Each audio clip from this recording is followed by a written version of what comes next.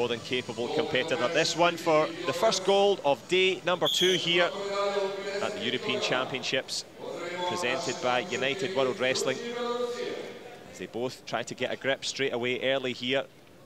KALADZINSKAY keeping those elbows tight, trying to tuck in. But good strength from MALYSHEVA. She's got a dominant grip so far. As they break up and have a little look at each other. Gathering that intel, figuring out the strength. And as we've seen, timing so important. And likewise, timing can go against you. If you're too passive, well, the rules are there to get you wrestling, get you going. Shoots for the single leg there, well defended by MALYSHEVA. One thing we've seen from MALYSHEVA, she's kind of taken the torch for Russia at this weight class. She's got numerous championships. She's got gold medals at the European Juniors going back to 2014, coming off a silver medal at the Yasardoga, where she lost in the finals to our bronze medalist we just saw, Prevaloraki from Greece earlier. So she's had a good tournament, really coming on well. KALADZINSKAY has kind of been hit and miss in her career. Going back to 2012, the non-Olympic World Championships in Canada, she was a world champion, and she beat this past year's Olympic champion, Eri Tosaka, in the finals. Since then, not a whole lot. Showed up with a bronze medal at the U23 Europeans in 2015. Again, 48 kilos. This is a new weight class for her, so she's seen some success at this weight this year. Also picked up a gold at the Dan Kolov a couple months ago. So looks like fresh, fresh nerves, fresh change here at the new weight class for KALADZINSKAY, a former world champion. Yep, KALADZINSKAY trying to convert that pedigree onto points on the scoreboard as we get halfway through this opening period. It's been a bit of a technical impasse at the moment. The referee's warned them a couple of times. He's having another look here. Good attempt at the double leg take there. Good move round the back for the takedown. And it's a simple score. Well, patience pays off. KALADZINSKAY converts there, 2-0. As we reach towards the final minute of this one.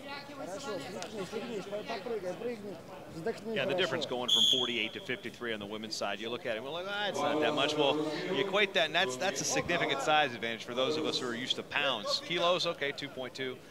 You look at it, well, when you're at a lower weight class and you move up and you're used to wrestling people that are, as big, and then you're going to a bigger weight and you're growing into a weight, maybe a little after your prime. It's like, okay, it takes an adjustment. It's more than just growth and adjusting to something. You actually have to retrain yourself to get used to the higher weight class. Sure. I've noticed that myself with the amount of work I've been putting in the buffet so far. I've had to readjust how to get up the stairs at night, but that's another story for another day. At least you're taking the stairs. I took the elevator. I did notice that, I have to say. Still beat you to the 4th floor. That's true. It's all about timing in this life, and it's all about timing in this match. 20 seconds left, 2-point advantage still to KALADZINSKAY. MALYSHEVA, not much of an attacking threat so far. And still getting a warning again for being passive. Well, you can't defend when you're 2 points down. And she's trying to do that here as we get into the last 10 seconds of this one. It was a point you made before, Jason, that being so close in terms of proximity to each other as they try and close out this opening match. Belarus and Russia, these ladies will know each other well in terms of training, in terms of camps, in terms of competitions, in terms of previous matchups. Yeah, I think you see that some. In the Russian Federation, I don't think you have it as much as we had yesterday when we were talking about the athletes from the Baltics and the Scandinavian countries training together. Because, again, you cough in the wrong region in Russia, you're going to anger some of these wrestlers. You go to the places near Krasnoyarsk and Moscow, and then the Caucasus with Dagestan and places like that, you have wrestlers just kind of, that's their hotbeds. Like in the United States, you go, District 11 in Pennsylvania, Northeast Ohio, pockets of California. I mean, where you see it regionally, it's similar all around the globe. So I don't think these two would see each other as much in a training situation, but definitely with the Continentals and championships like the Dan Kolov and all the European tournaments that are sanctioned by United World Wrestling, they have definitely gonna keep seeing each other as long as they stay at the same weight class. Well, they can certainly see each other now. They've got themselves locked up and ready to wrestle here. The freestyle, of course, means that you can attack anywhere on the body, upper and lower. You can shoot for the legs. We haven't seen too much of that so far. Both ladies working away, trying to get that dominant grip. And there's a shot for the leg there, well defended by KALADZINSKAY. She's got that lead, but she can't defend for too long. The referees are ever vigilant, always checking for that passivity. And as if by magic, it is that warning again.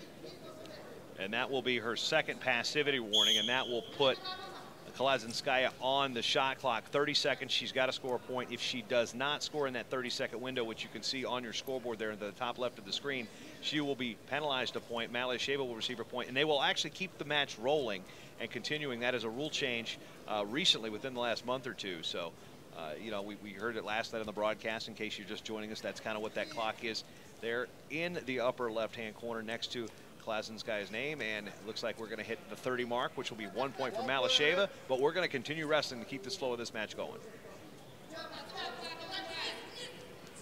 And it is flowing along nicely now for MALYSHEVA. Got a little bit of momentum here now. Halves the deficit as we move into a minute and a half left in this one.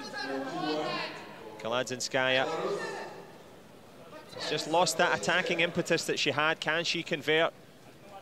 More than happy to battle through for a stalemate here. This is the gold medal match. The under 53 kilogram suits for those legs, but well defended again from MALYSHEVA. Great speed of movement. Tries one of her own, but leaves the back door open. Almost there. The Belarusian almost capitalizing as we move into the last minute. Yeah, onus here on MALYSHEVA. Score, looking for that little go behind, basically a short offense, snap down, try to swim your arm into the armpit and just go behind. But as the move implies, that's what it is. You're going behind your opponent. Well, she is still behind by that 1 point, and she would need to try and produce something quickly now, KALADZINSKAY. But this has been a real grueling battle. You can guarantee both wrestlers will be exhausted after this. They've been constantly engaged, really battling for it, as they push down the stretch to the dying embers of this one. The last 20 seconds, shoots for the leg there. Gets it this time. Can she convert? Look at the defense from MALYSHEVA. Last chance saloon for the Russian. KALADZINSKAY keeping the pressure on. The clock ticks down. The Belarusian, well, she's got one hand in the face of MALYSHEVA, but she's going to have two hands on the gold if she can hang on. She most certainly can. She had to work for that one, Jason. What a battle. Yeah, I expected that to be a higher scoring match than it was, but it ended up being more of a tactical match of positioning and knowing not when to give up points, not to give up position, not to give up any bad shots. And I think that was a very tactical match by KALADZINSKAY, and picking up a European championship is a good sign as we head towards